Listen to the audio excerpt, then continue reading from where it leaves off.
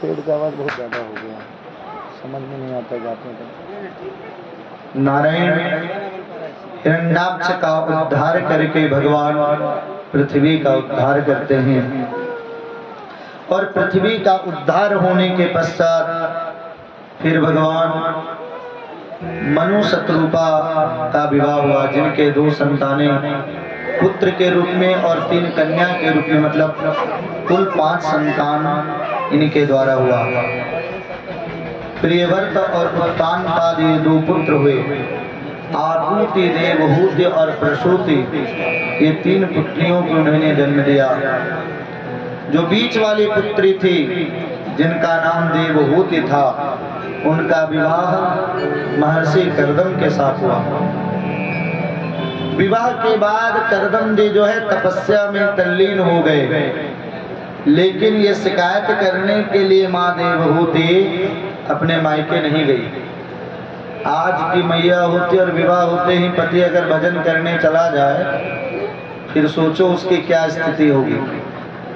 लेकिन इतने बड़े राजकुल की कन्या होने के बाद भी महाराज शिकायत करने के लिए अपने पिता के यहाँ नहीं गई। अपितु वहां रह करके वह पूरे आश्रम को व्यवस्थित करती है। महर्षि कर्दम का जब नेत्र खुला हजारों वर्षों के बाद, तो अपने सामने एक मैया को देखा। आई थी उस समय बिल्कुल कन्या थी, और अभी जब नेत्र खोल करके देखा तो पूरे मस्तक के बाल सफेद हो गए, कमर टेढ़ी हो गई, वृद्धावस्था को प्राप्त कर ली माँ देवहूति। उन्होंने कर्दम जी ने पूछा कि आपका परिचय की। जय हो महाराज, अच्छा तपस्या में लगे, पत्नी को भी भूल गए, हमारा विवाह वाली देवी आप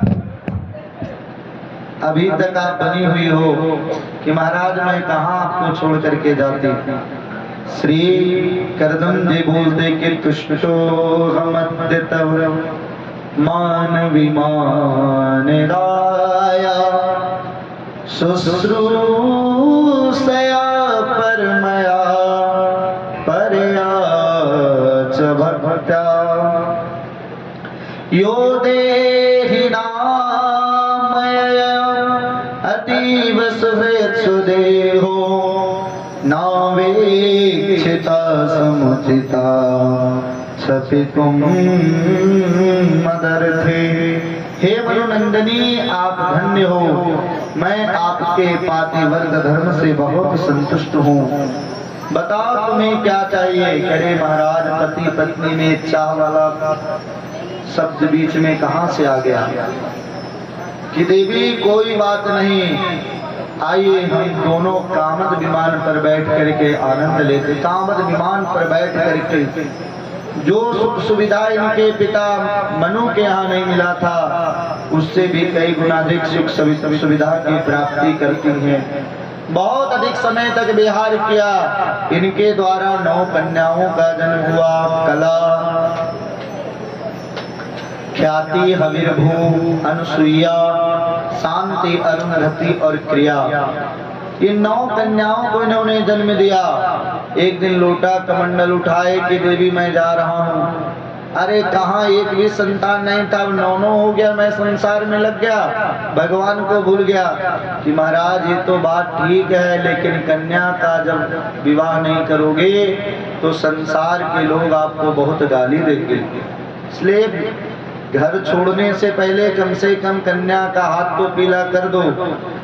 तब याद आया कर्दम जी को, भगवान भी तो उनको बोले थे कि हम तुम्हारे यहाँ अवतार लेकर के आएंगे, और भगवान का प्रादुर्भाव हुआ कपिल के रूप में। बोलिए कपिल भगवान की, जो गंगा सागर में आज भी विराजते हैं। तो नारायण 9 कन्याओं का विवाह कहाँ करें, तो कपिल भगवान की स्तुति करने के लिए ब्रह्मा जी आए, इनके साथ 9 पुत्र थे। 10वां नंबर जो नारद जी थे वो कहीं घूमने गए थे, क्योंकि वो घूमते रहते हैं। तो ब्रह्मा जी ने कहा कि अरे भैया कर्दम, तुम्हारी 9 कन्या और हमारे 9 पुत्र, बहुत बढ़िया जोड़ी है, विवाह कर दो। अरे पिताजी ये तो बड़ा सौभाग्य का बात है, कहाँ मैं ढूंढता फिरूंगा, सभी का विवाह करो। तो मरीचि जी का विवाह कला देवी के साथ में हुआ, ख्याति का विवाह भृगु ऋषि के साथ में हुआ, हविर्भू का विवाह पुलस्त ऋषि, पुलस्त जी का नाम आप लोग सुनोगे, रावण के वंशज हुए, और माँ अनुसुईया जिनको सती अनुसुईया के भी नाम से जाना गया, इनका विवाह अत्रि मुनि के साथ में हुआ। शांति का विवाह अथर्वण ऋषि के साथ में हुआ, माँ अरुंधति का विवाह वशिष्ठ जी के साथ में, और क्रिया का विवाह कर्तव्य के साथ में हुआ। 9 कन्या विवाह करके चली गई कर्दम जी के देवी, अब मैं जा रहा हूँ। इस बार माँ देवहूति रोकी भी नहीं, पति चले गए तपस्या को, 9 कन्याओं का विवाह हो गया। मैया देवहूति का मन नहीं लगता, एक दिन अपने पुत्र के साथ पास आई। पुत्र तो वेदांत का उदात्त शिखर पर बैठा हुआ है, संसार से कुछ लेना नहीं, और बड़ा सुंदर इन दोनों के बीच में संवाद हुआ, जिनको सांख्य के नाम से जाना गया।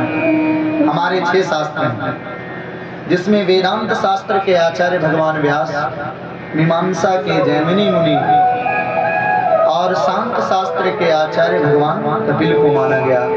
कपिल ने सांख्य शास्त्र का बड़ा दिव्य उपदेश किया। बहुत सुंदर प्रसंग है महाराज। 7 दिन की कथा केवल सांख्य के ऊपर हो सकती है, लेकिन उस पूरे प्रकरण को प्रणाम करता हूँ, क्योंकि बहुत दूर तक कथा जानी, कल भगवान का जन्म भी कराना है और कथा में बहुत पीछे चल रहे हैं। तो सांख्य का उपदेश मिला। ये हुआ बीच वाली कन्या का विवाह का बात, और जो इनकी सबसे बड़ी कन्या थी जिनका नाम आकुति था, मनु जी के बड़ी कन्या आकुति, उनका विवाह रुचिक प्रजापति के साथ में हुआ।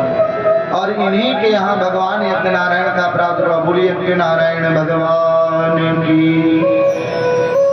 और भगवान यज्ञ नारायण का विवाह दक्षिणा देवी के साथ में हुआ। इसलिए आप किसी भी कर्म को करो बिना दक्षिणा का वह पूर्ण नहीं माना जाता, क्योंकि यज्ञ की पत्नी का नाम ही दक्षिणा है। और छोटी कन्या जो प्रसूति थी, इनका विवाह दक्ष प्रजापति के साथ में हुआ। इनकी 16 कन्याएं हुई, जिसमें 13 कन्याओं का विवाह धर्म के साथ में हुआ। और धर्म की ही मूर्ति नाम के पत्नी के द्वारा भगवान नर नारायण का जन्म हुआ। बोलिए नर नारायण भगवान की। जो आज भी बद्रीनाथ में बैठ करके और भगवान की तपस्या करते हैं। नारायण और सबसे छोटी कन्या जिनका नाम सती था, उनका विवाह भगवान शिव के पास हुआ। शिव का एक बार अपमान किया प्रजापति दक्ष ने, जिसके कारण प्रजापति दक्ष को उचित दंड मिला। ये प्रकरण का वर्णन आता है। ये तीनों कन्याओं की कथा हो गई। अब इनके जो 2 पुत्र हैं, प्रियव्रत जी बड़े, उत्तानपा छोटे। पहले छोटे पुत्र की कथा आती है। प्रियव्रतो तानपादो सतरूपा पते सुतो वासुदेवस्य कलया रक्षायां जगत स्थितो। नारायण महारानी शत्रुपा और उनके पति स्वयं भूमनु ने प्रियव्रत और उत्तानपाद ये 2 पुत्र हुए। भगवान वासुदेव की कला से दोनों उत्पन्न हुए। हम सभी जीव उत्तानपाद हैं। उत्तानपाद का अर्थ क्या होता है? उत ऊर्ध्वो पादो अस्य सह उत्तानपादा, जिसका पैर ऊपर की ओर हो और मस्तक नीचे की ओर हो। हम लोग जब माँ के गर्भ में होते हैं तो हम लोगों की स्थिति यही रहती है। और कदाचित यदि बालक दूसरे स्थिति में चला जाए तो वैद्य डॉक्टर भी कह देता भाई अब ये बच्चा पलट गया। इसलिए हम जीवों की भी स्थिति यही होती है मातृगर्भ में, पैर तो ऊपर की ओर, मस्तक नीचे की ओर। हम सभी लोग उत्तानपाद हैं।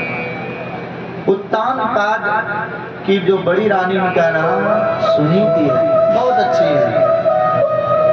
ऐसी पत्नी यदि किसी को मिले तो उसका घर ही तीर्थ हो जाता है। बहुत धार्मिक,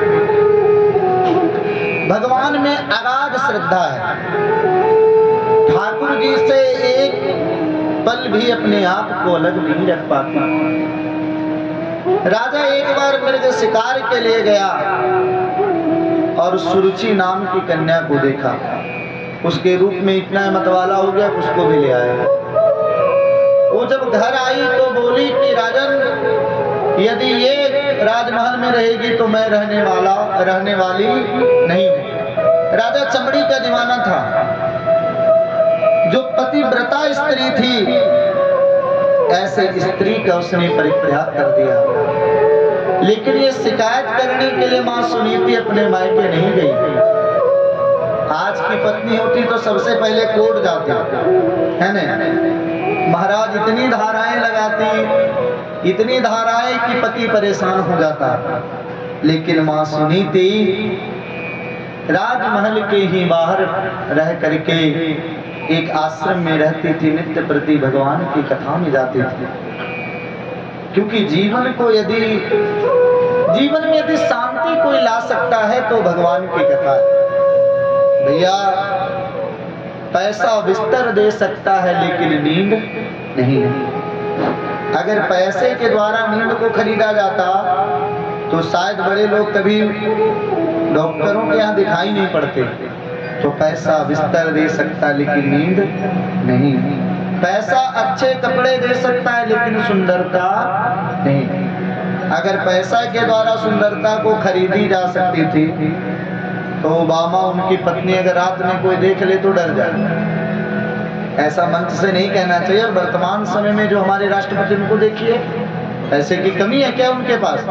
तो पैसे के द्वारा रूप को भी खरीदा नहीं जा सकता, ये ठाकुर के द्वारा दिया गया।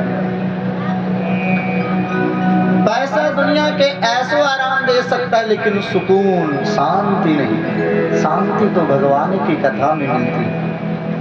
क्योंकि यदि शांति पैसे के द्वारा खरीदी जा सकती थी तो शायद कथा में कोई दिखता नहीं बड़ा लोग। अरे जिनको मरने का फुर्सत नहीं हो भगवान के कथा में कहां से बैठेंगे? लेकिन जो आनंद भगवान की, जो सुख पाया राम भजन में, सो सुख नाही अमीरी में, मन लागो मेरो यार फकीरी में। कबीर कहते हैं भाई जो आनंद भगवान की कथा में है वह आनंद हमें कहीं नहीं मिल सकता। जीवन में सत्संग नित्य करिए। जैसे देखिए हम अपने शरीर को नित्य स्नान कराते हैं। 5 दिन स्नान नहीं करो शरीर से दुर्गंध आने लगेगा। अरे 5 दिन तो बहुत बड़ी बात है, 1 दिन स्नान नहीं करो शरीर दुर्गंध देने लगेगा। तो बाहरी स्नान जिस प्रकार से हम लोग कराते हैं उसी तरह से अंतःकरण के स्नान के लिए सत्संग रूपी जल की आवश्यकता है। नित्य प्रति हृदय को स्नान कराओ। इस हृदय में ठाकुर को विराजमान कराओ। नारायण नित्य प्रति मां सुनीति सत्संग में जाया करती थी। इनके एक पुत्र हुए ध्रुव जी। ध्रुव जी को कोई पूछता था कि आपके पिता कौन हैं? जब मैया को ये पूछे तो मैया टाल दे, अरे छोड़ो इन बातों में क्यों पड़े। लेकिन आज ध्रुव जो है बड़ा हट करने लगे, नहीं मैया आज तो तुमको बताना ही पड़ेगा कि मेरे पिता कौन है। तो मां सुनीति कहती हैं कि जो इस समय सार्वभौम चक्रवर्ती के सम्राट पर जो विराजमान है उत्तानपाद ध्रुव, वही आपके पिता हैं। यह बात सुन करके ध्रुव जी अपने पिता उत्तानपाद के पास जाते। देखो भैया, पिता कितना भी कठोर हो लेकिन जब अपने बालक को देखता है तो उसका हृदय में जरूर करुणा की धारा बह पड़ती है। इसलिए पुत्री को जितना प्रेम पिता, देखिए आजकल तो प्रेम शब्द से भी दुर्गंध आने लगा, लेकिन पिता का जितना ख्याल पुत्री रखती उतना पुत्र नहीं रख सकता। एक माँ के तरह अपने पिता का ख्याल रखती है। जब तक पिता नहीं आएगा तब तक जगेगी, पिता जब तक खाएगा नहीं तब तक सोएगी नहीं।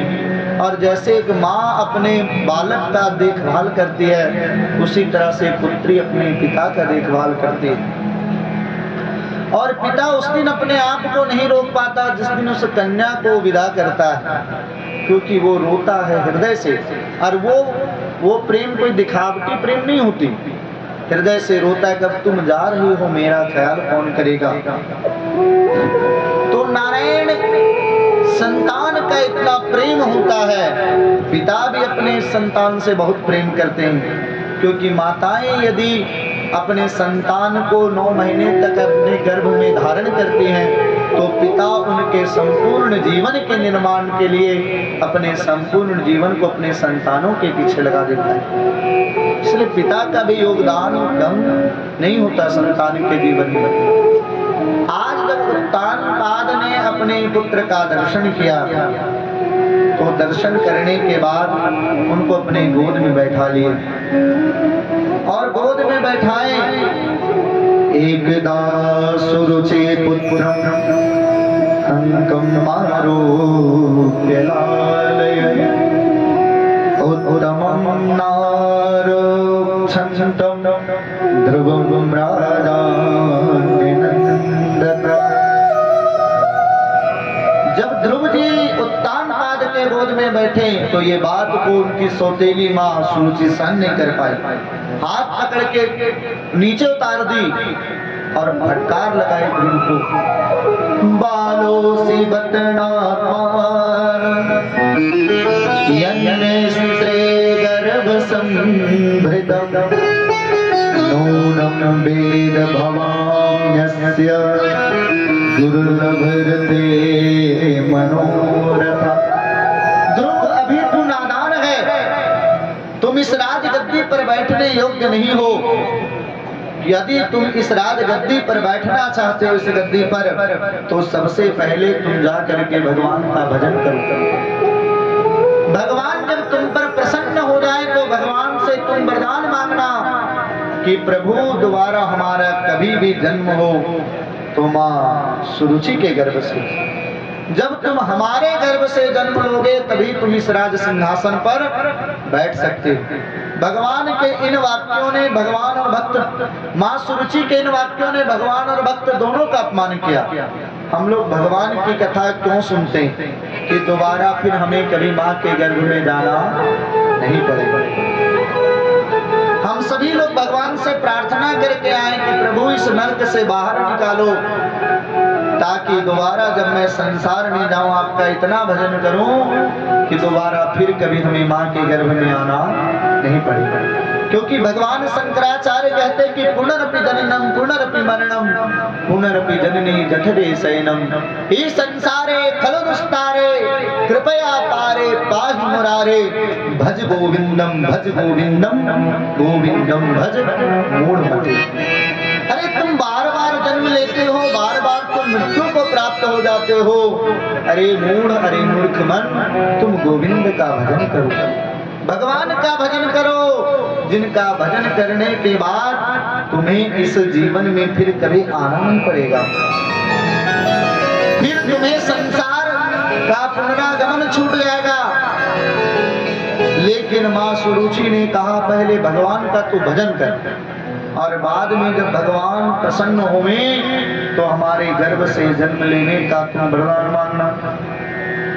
जैसे कोई सर्प के पूंछ के ऊपर पैर रख दे, उसके बाद जैसे सर्प बिल्कुल क्रोध में आ जाए, उसी तरह से आए ध्रुव जी।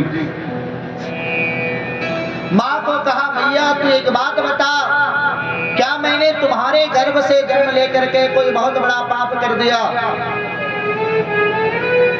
धन्य है माँ सुनीति, अपने पुत्र के सर पे अपने हाथ को फेरी। क्या हुआ? करी मैया, ध्रुव जी का सब क्रोध शांत हो गया। वो सुरुचि कहती है जब मैं कुछ क्षण के लिए राजगद्दी पर बैठ गया कि जा तू पहले भगवान का भजन कर, उसके बाद तुम इस गद्दी पर बैठ सकते हो। तो मैया क्या मैं तुम्हारे द्वारा जन्म लेकर के तो अपराध कर दिया? धन्य है माँ सुनीति, कहती है पुत्र सबसे पहला तो अपराध है कि तुम संसार में आए। धन सुरुचि के प्रति तुम कुछ भी गलत मत सोचना मन में। अरे हम तो तुम्हारा परिचय तुम्हारे पिता से नहीं करा पाए, लेकिन सोचो सुरुचि कितनी सौभाग्यशालिनी है कि तुम हमें पिता का परिचय पूछते थे, वो परम पिता का परिचय तुम्हें बता दिया। चूकना मत ध्रुव, और कभी उनसे कोई बैर भाव मत रखना, क्योंकि अपने माँ से भी 10 गुना अधिक महत्व भी माता का होता है। माँ मंगलम तात परे सुमस्ता भोक्ते जनो यत पर दुख दस तत सत्यम सुरक्षा वेतम भवान में यद दुर्भगाया उदरे गृहीता। सत्य बोली सुरुचि कि तुम जा करके भगवान का भजन करो, क्योंकि हरि का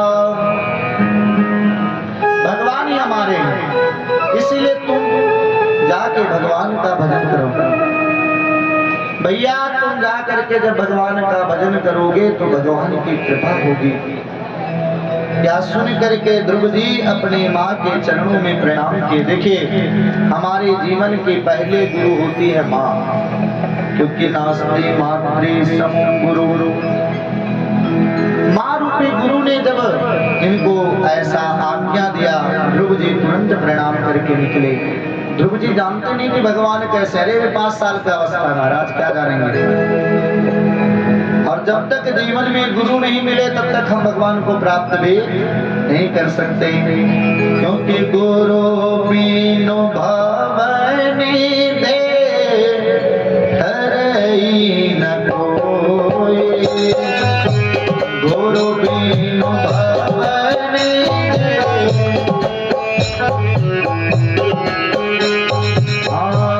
जो बिरंचे कर संग होए, जो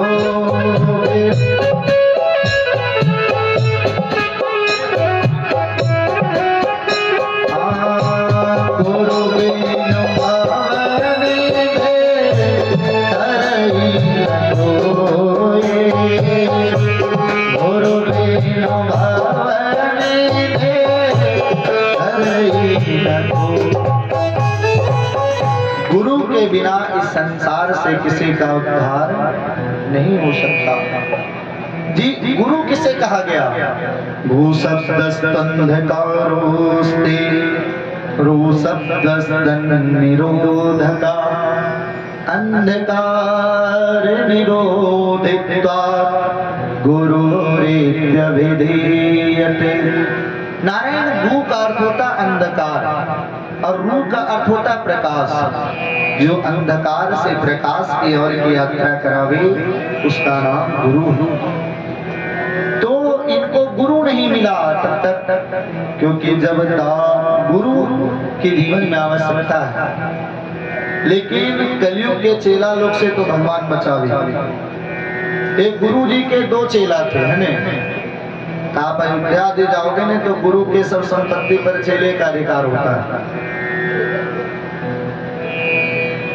क्योंकि गुरु के बारे में कहा गया कुछ नहीं बिगड़ेगा तेरा गुरु शरण आने के बाद, हर खुशी मिल जाएगी, हर खुशी मिल जाएगी, हर खुशी मिल जाएगी, हर खुशी मिल जाएगी, चरणों में झुक जाने के बाद कुछ नहीं बिगड़ेगा तेरा गुरु शरण,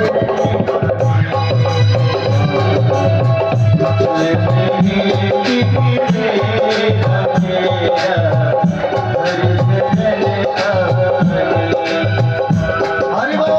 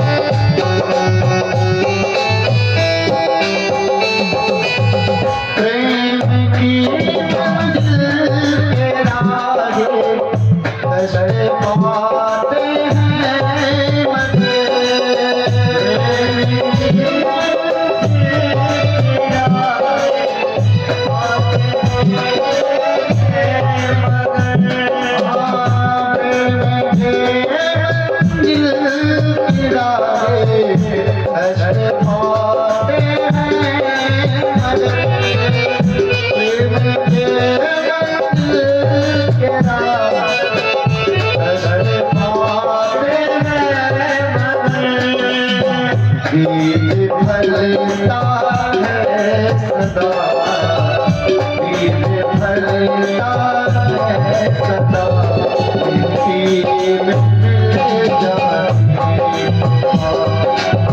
मुझे नहीं बिगड़ेगा तेरा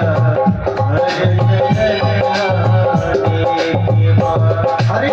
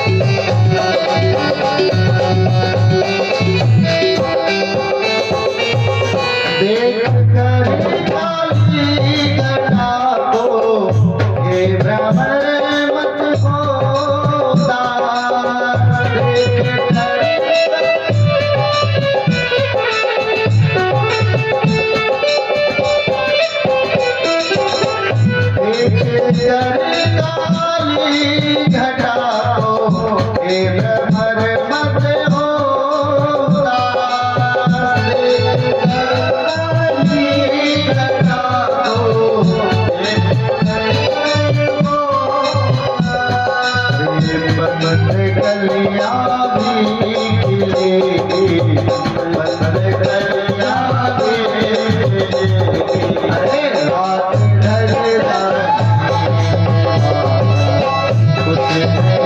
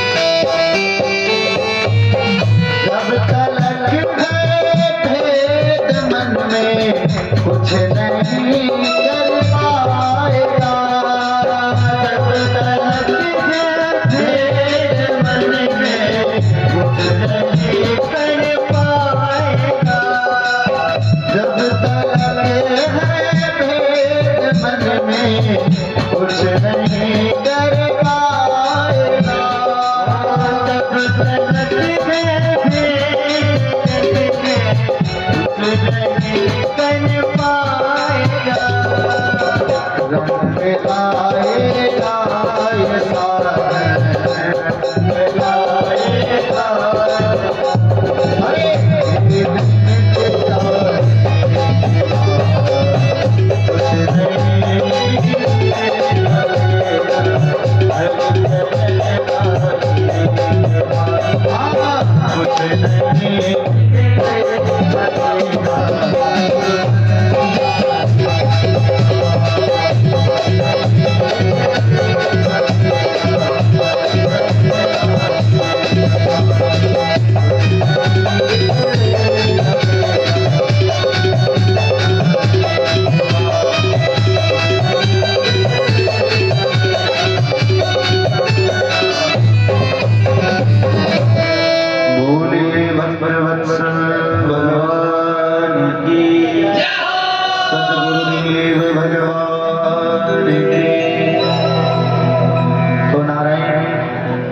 नारद जी मिल गए ध्रुव को। देखिए, चाह यदि शुद्ध है तो गुरु जरूर मिलते ही। नारद जी ने जब ध्रुव जी का दर्शन किया तो ध्रुव जी से नारद जी ने पूछा, पुत्र कहाँ जा रहे हो? नारद जी के चरणों में ध्रुव जी ने प्रणाम किया, गुरुदेव भगवान को प्राप्त करने के लिए जा रहा हूँ। नारद जी हंसने लगे, अरे भगवान को प्राप्त करना इतना सरल है? इतने बड़े बड़े जो मलात्मा ब्रह्मात्मा परमहंस देख रहे हो, ये जो बड़ा बड़ा जटा और इतनी बड़ी बड़ी दाढ़ियां हो गई, ये सब बच्चा में आए थे बचपन में और बूढ़ा हो गए, अभी तक भगवान का एक झलक भी नहीं पाए। अरे तुम अभी बालक हो, माँ अपमान कर दी तो माँ के अपमान से अपने आप को इतना अपमानित मत मानो। जाओ, भोजन क्या करोगे? जंगल का रास्ता है, ये जंगल का जीवन है, यहाँ भोजन भी तुमको पेट भर नहीं मिलेगा। किसकी हमको परवाह नहीं। ध्रुव जी कहते हैं कि जब दांत नहीं तब दूध दियो। जब हमारे पास दांत नहीं था नारद जी, तो भगवान ने दूध की व्यवस्था किया, और अब दांत दियो कछु और भी देगा। अरे जीव बसे जल में थल में, इनकी सुधिले सो मेरी धिले। जो संसार का खबर लेता है, क्या वो हमारा खबर नहीं लेगा? नहीं नहीं, वो जानने वाले को देता, ऐसा बात भी नहीं है। जाने को देते, जाने को देते, जो उनको जानता है भगवान उसको भी देते। अच्छा, भी बारिश हो रही तो ऐसा तो नहीं कि जो भगवान के भक्त है उन्हीं के खेत में वर्षा का जल पड़ रहा होगा, और जो भगवान को गाली देते होंगे उनके खेत में नहीं पड़ता होगा। भगवान किसी से भेद नहीं करते। अरे जान को दे दे, जान को दे दे, जहान को दे दे सो मोहे मिलेगा। अरे काहे को सोच करे मन मूरख, क्योंकि सोच करे कछु बात नहीं। कुछ भी सोच मत करो। नारद जी, हम क्यों चिंता करें? अरे जो भगवान माँ के गर्भ में दिया, जो भगवान चींटी से हाथी पर्यंत सभी को भोजन देता है, क्या उसको मेरा ख्याल नहीं है? जरूर देगा। नारद जी, हमको तो भगवान की भक्ति करनी है, आप बताइए कैसे करें? देखिए, यहाँ बहुत महत्वपूर्ण बात एक शास्त्रकार कहते कि दुशीलो मातृदोषेन पितृदोषेन मुरेखता पार्वणं वंशदोषेन आत्मदोषात् दरिद्रति। अगर संतान में, बालक या बालिका में माँ का दोष आ जाए तो बालक चरित्रहीन होता है। और पिता का यदि दोष माता बालक बालिका में आवे तो बालक मूर्ख हो जाता है, और यदि वंश का दोष आ जाए तो पुत्र या पुत्री कायर होती है, लेकिन अगर स्वयं का दोष यदि अपने अंदर आ जाए तो व्यक्ति दरिद्र हो जाता है। ध्रुव जी कहते हैं कि नारद जी, अरे हम परम पिता के संतान हैं, हमको इसका चिंता क्यों करना, कि तुम जानते हो भगवान की भक्ति कैसे की जाती है कि नहीं? तुम कैसे करोगे? क्योंकि इतिहास पुराण आदि वेद शास्त्र विधि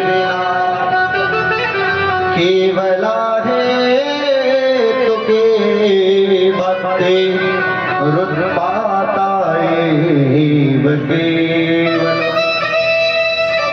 अरे मनोमुखी ढंग से जो भगवान की भक्ति की जाए, उस भक्ति के कारण जीवन में कभी शांति नहीं आ सकती। जीवन में जब आएगा तो उपद्रव ही आएगा। इसीलिए अगर भगवान की भक्ति करनी है तो जो शास्त्रों में नियम बताया गया, उस नियम के अनुसार भगवान की भक्ति करेंगे तभी हमको भगवान मिलेंगे। और धन्य है ध्रुव, तुमको भगवान जरूर मिलेंगे। देखिए, गुरु मेहरबान तो चेला पहलवान। गुरु की यदि जीवन में कृपा हो जाए तो भगवान हमसे दूर नहीं है।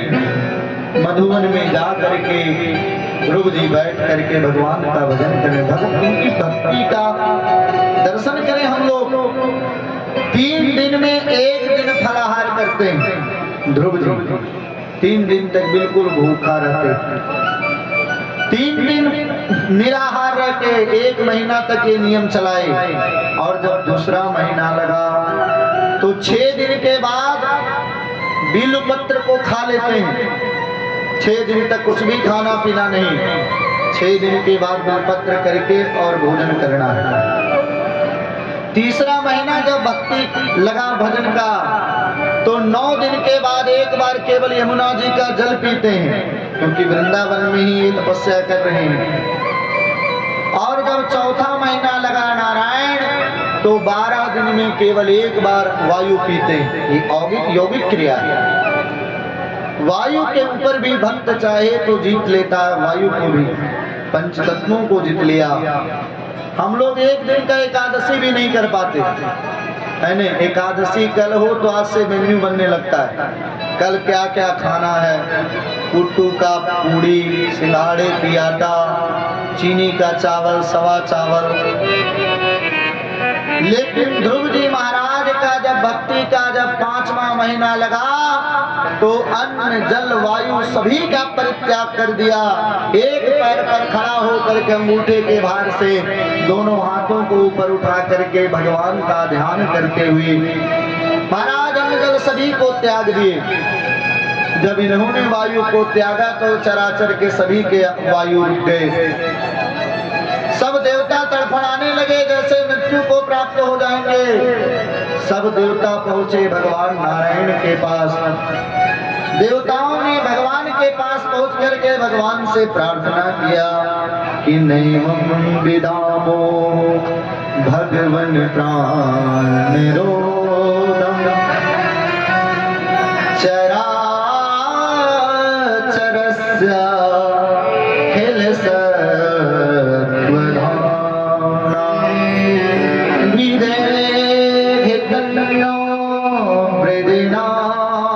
विमोक्षम प्राप्ता वयं शरणं शरणं। प्रभु हम सबों की आप रक्षा करें, क्योंकि दुनिया में अब वायु नहीं बच गया है। हम सभी लोग मृत्यु को प्राप्त हो जाएंगे। हम सभी लोग अपने दुख को लेकर के आपकी शरण में आए। भगवान ने देवताओं से कहा कि आप लोग बिल्कुल मत डरिए भाई, ये हमारे परम भक्त ध्रुव का भक्ति है जिसके कारण चराचर की वायु रुक गई। भगवान आए ध्रुव जी के पास। ध्रुव जी के पास आकर के भगवान ने क्या किया? भगवान ने दर्शन किया ध्रुव जी का। ध्रुव जी का जब दर्शन किया तो ध्रुव जी को आवाज लगाए, लेकिन जो छटा उनके हृदय में है, ध्रुव जी अपना नेत्र खोलना नहीं चाहते। भगवान समझ गए कि जब तक इनके हृदय में वह रूप है तब तक ये नेत्र खोलने वाले नहीं है। भगवान हृदय से झांकी को गायब की और जैसे वह झांकी गायब हुआ, एक मछली जैसे जल से निकलने के बाद तड़फड़ाने लगे, वही स्थिति ध्रुव जी की हुई। लेकिन ध्रुव जी ने जैसे ही नेत्र खोला, जो हृदय में झांकी था वही झांकी को सामने पाया। सशंख चक्रम, बोलिए भक्त वत्सल भगवान की जय। सशंख चक्रम सकिरीट कुंडलम, शंख चक्र गदा पद्मादि धारण किए भगवान सामने खड़े हैं, देख रहे हैं भगवान ध्रुव जी को, ध्रुव जी भगवान को। ध्रुव जी सोचे रहे मैया को सब कुछ तो पूछे, लेकिन ये तो पूछने ही भूल गए कि भगवान आएंगे तो हम उनको बोलेंगे क्या, क्योंकि अभी 5 साल के बोल भी नहीं पाते हैं। इनके मन के अभिलाषा को भगवान समझ करके सातम विवक्षंत मद विदम हरिर्ज्ञात वास्य सर्वस्य चाग्रवस्थिता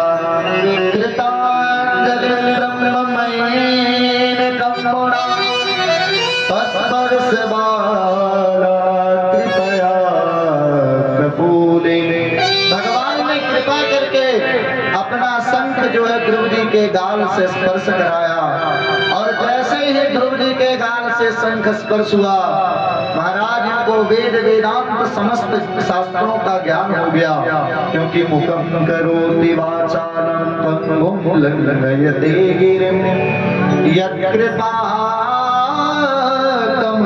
वन्दे परमानंद माधव। जीवन में भी भगवान की कृपा हो जाए तो महाराज गंगा भी शास्त्रों का रचयिता हो जाता है, शास्त्रों का रचना। कालिदास जी कोई विश्वविद्यालय पढ़ने नहीं गए, लेकिन माँ काली का कृपा जब हुआ तो देखिए विद्वानों में अग्रगण्य कालिदास जी को माना गया। इनको समस्त वेद वेदांतों का ज्ञान हो गया। भगवान की दिव्य स्तुति किए, योन्ता प्रविश्य मम वाचमिमां प्रसुप्तां संजीवयत् किल सरिधरा स्वधाम्ना अन्नाश्च हस्तचरणश्रवण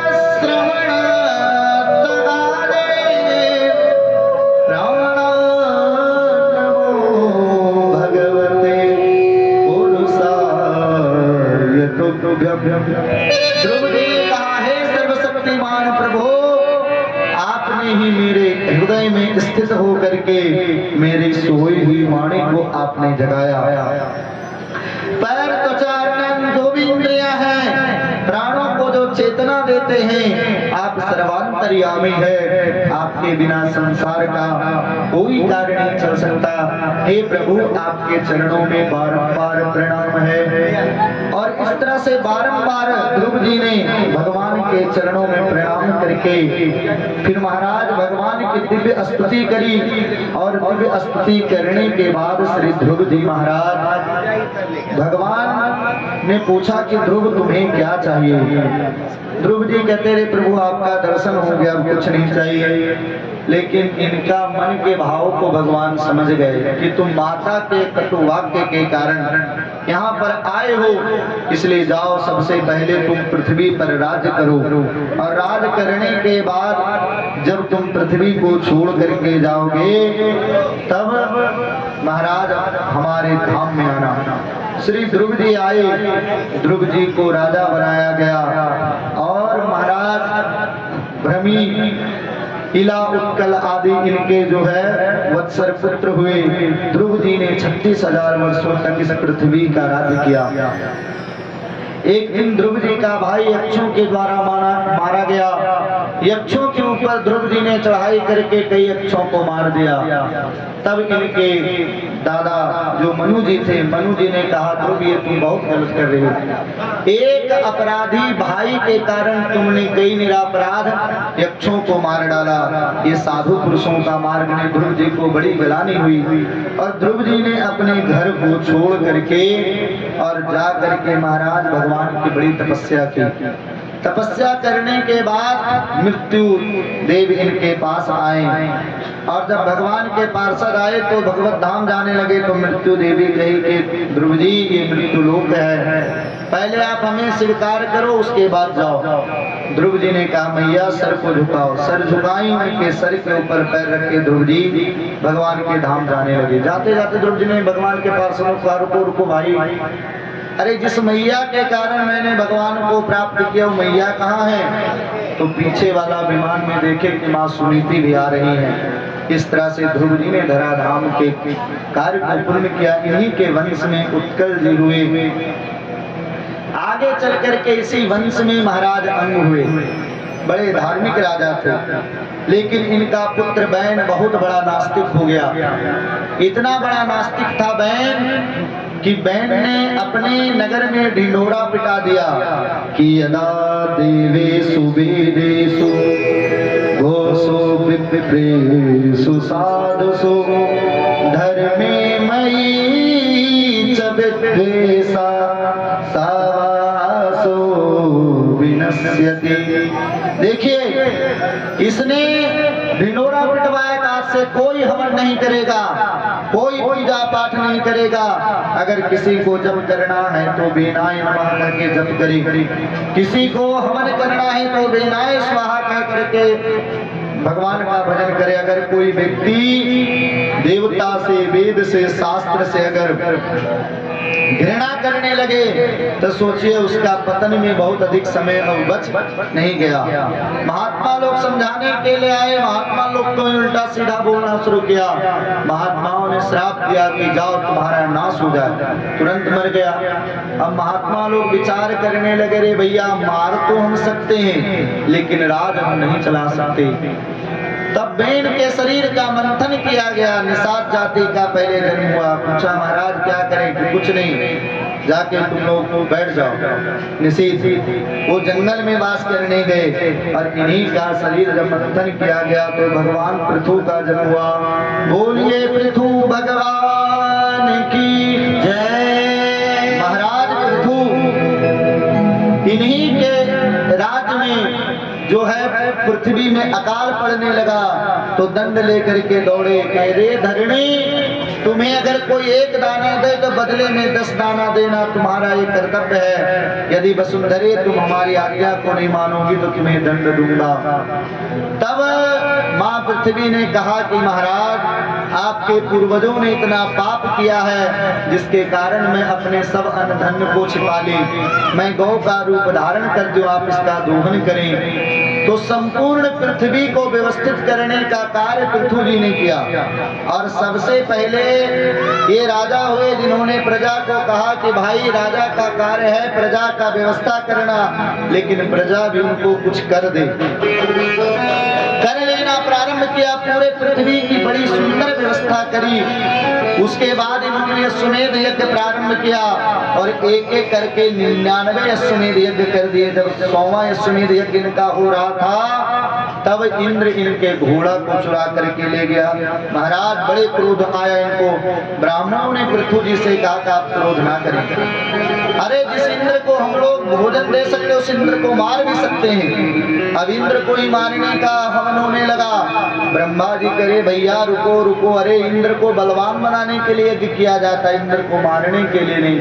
तुरंत यज्ञ को रोक दिए कि हमको नहीं करना है 100वां अश्वमेध यज्ञ। इनके भक्ति को देख करके भगवान यज्ञ नारायण प्रकट हो गए। भगवान ने कहा तुम बहुत अच्छे भक्त हो, वरदान मांगो क्या चाहिए? पृथु जी ने कहा कि ना कामये नाथ तदप्यहं क्वचित् नायत्रयस्माचरणाम्बुजासवा महता मातर्हृदयान्मुखचितो विधत्स्व करुणायुत मे समेवरा। प्रभु हमें कोई कामना नहीं है, हमें तो केवल आप एक वस्तु दें। क्या चाहिए? कि हमारा 1000 कान हो जाए। क्या करोगे 1000 कान को प्राप्त करके? कि प्रभु इन 2 कानों से जब मैं आपका कथा सुनता हूं तो हमें तृप्ति नहीं मिलती। इसलिए आप ऐसा कृपा करें और कृपा करके हमको 1000 कान दीजिए। भगवान बोले रे भैया 2 कान से तो कोई कथा सुनना नहीं चाहता, तुम 1000 कान मांग रहे हो। कि प्रभु हमें 1000 कान चाहिए। 1000 कान इनको मिला। इंद्र को बड़ी गलानी हुई। इंद्र ने अपनी बेटी को ला करके पृथु जी से विवाह कर दिया और इन्हीं के वंश में आगे चल करके अंतर्धान हुए। अंतर्धान के पुत्र हविर्धान हुए और हविर्धान के पुत्र हुए प्राचीन बड़े। प्राचीन बड़े बहुत बड़े याज्ञिक थे, बहुत यज्ञ करते थे, लेकिन यज्ञ के नाम पर बहुत पशुओं की बलि दे दिया करते थे। कई पशुओं को उन्होंने मार डाला। महाराज एक दिन नारद जी आए तो नारद जी को प्रणाम करने लगा प्राचीन बलि। नारद जी ने बोला रे दूर रहो, तुम बहुत बड़े पापी हो। महाराज मैं पापी? पूरे भूमंडल को मैंने मूसा से बांट दिया। मैं इतना यज्ञ किया कि पूरे पृथ्वी के। अरे दुष्ट प्राचीन बलि, तुमने जितना पशुओं की हिंसा की हो ना, वो देखो सब तुम्हारा प्रतीक्षा ऊपर कर रहे हैं कि कब तुम मरो और हम तुमसे बदला लें। क्योंकि परोक्ष वादो वेदो यम बालानाम अनुशासनम। कि महाराज मैंने तो ब्राह्मणों के द्वारा कहा गया, इसलिए पशुओं की हिंसा करे। जो वेद जो अहिंसा को परम धर्म मानने वाला है वो हिंसा का आज्ञा कैसे दे सकता है? और पुरंजन उपाख्यान सुनाते। सुनो प्राचीन बलि, मैं तुम्हें एक कथा सुनाता हूँ। 2 मित्र थे, एक का नाम था पुरंजन और दूसरे का नाम था अभिज्ञात। महाराज एक बार क्या हुआ कि पुरंजन को घूमने का मन हुआ। तब पुरंजन घूमने के लिए निकला, लेकिन अभिज्ञात का भाई हमें कहीं नहीं घूमना है। पुरंजन घूमते घूमते कई जगह घुमा, लेकिन उसे कहीं आनंद नहीं मिला। तब नवद्वार का एक पुरी को उसने देखा कि बहुत सुंदर नगरी है। उस नगरी में वो प्रवेश कर गया। उस नगरी में जब प्रवेश किया तो उस नगरी की एक कन्या निवास करती थी। उसी के साथ में पुरंजन का विवाह हो गया। बहुत ध्यान से सुनिएगा आप लोग। अब महाराज उस कन्या की 5 सेविकाएं थी जो दिन रात उसका सेवा करती थी। और उस नगर को देखने वाले विसूच्यून नाम के सेनापति थे। और पंच प्राण जो था वो सदैव उसका रक्षा करता था। अब पुरंजन को अपने पत्नी से इतना प्रेम हो गया, जिसका नाम पुरंजनी था, कि पुरंजनी रोए तो पुरंजन भी रोए, पुरंजनी खाए तो पुरंजन खाए। अब एक बार स्थिति ऐसा हुआ महाराज की पुरंजनी मर गई। पुरंजनी मरी, तब पुरंजन भी मृत्यु को प्राप्त और अगला जन्म उसका कन्या का हुआ, जिसका विवाह एक राजा के साथ में हुआ। अब राजा जब मरा तो वो सती होने के लिए तैयार हुआ। तो उसका विज्ञात नाम का जो मित्र था वो आया, कार्य मित्र तुम ये क्या कर रहे हो? तो वो कहा करे तुम शर्म नहीं लगता तुमको दूसरे के पत्नी को तुम मित्र कह रहे हो? जानते ने भी मैं सती होने जा रही हूँ। कि वाह भाई तुम तो हमको छोड़ के क्या चले, तुम तो हमको भूल ही गए। और जब अभिज्ञात ने कई बातों को जब उसको याद दिलाया तब उसको अपना पुराना जन्म क्या याद आया कि ये तो हमारे मित्र। कुछ समझ में आया प्राचीन पर ही आपको कि महाराज कथा तो बहुत अच्छी लगी, लेकिन समझ में कुछ भी नहीं आया। कि लो समझो ये पुरंजन कौन है? हम सभी जीव। और अभिज्ञात कौन है? भगवान, क्योंकि ईश्वर अंश जीव विनाशी। तो अभिज्ञात और पुरंजन एक साथ रहते थे। एक बार पुरंजन कहा कि प्रभु हमको घूमना है दुनिया। अभिज्ञात ने मना किया लेकिन नहीं माना। तब पुरंजन को भगवान अभिज्ञात ने कहा जाओ घूमो। खूब घूमा, 84 लाख योनियों में हम लोगों ने भ्रमण किया, लेकिन कोई भी शरीर हमको अच्छा नहीं लगा। और 9 द्वार वाला ये मनुष्य शरीर जब हम लोग देखे तो इसमें हम लोगों को इतना प्रेम हो गया कि इस शरीर को छोड़ना ही नहीं चाहते। अब पुरंजन की पत्नी कौन है? बुद्धि। शरीर को संचालित करने वाला सारथी कौन है? बुद्धि।